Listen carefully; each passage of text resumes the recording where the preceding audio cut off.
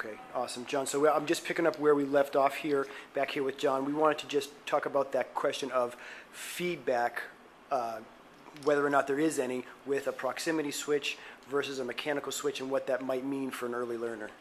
Yeah, so feedback is clearly an important part of learning anything, especially for driving.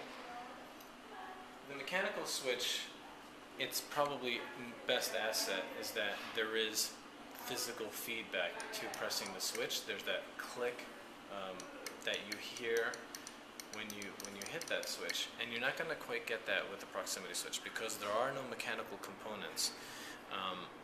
Again, all you have to do is just rest any body part, and it's going to activate that switch. So you might get feedback.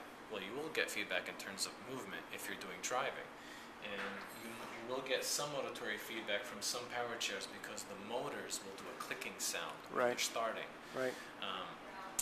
But if you're doing like communication access, if you're doing computer access, you're probably not going to get that clicking instant auditory feedback. Okay, so if you mentioned earlier that kind of that cause and effect that you're working on in the kind of in the early stages, is it fair to say that you try not to start with proximity switches, or you try really hard to go with a mechanical switch early on if the child has the movement? Because of the work that I do is mostly centered around mobility, it doesn't matter. That movement feedback is so strong. I see. They're going to get that clicking from the motors. They instantly get that feedback. That's Gotcha. why I love the work I do. I feel it's so effective because vestibular feedback is so effective.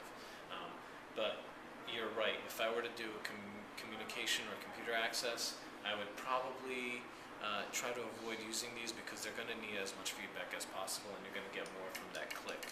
But Gotcha. the resistance of this switch, while it doesn't seem like a lot, or even this switch back here, the egg switch that comes with the ASL system, have a considerable amount of resistance to them. It might not seem like a lot to you and I, but it's something that you don't want any user to have to struggle even with that minute amount. That makes sense. Resistance. What do you think about that? The kind of those very light touch ones. Like I'm thinking about that micro light switch. Yeah. That's a very light touch that has a Yeah. bit of a click to it.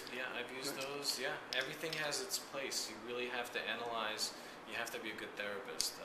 You have to analyze the kid's strengths and the equipment that you're using so that it's as adaptable as possible.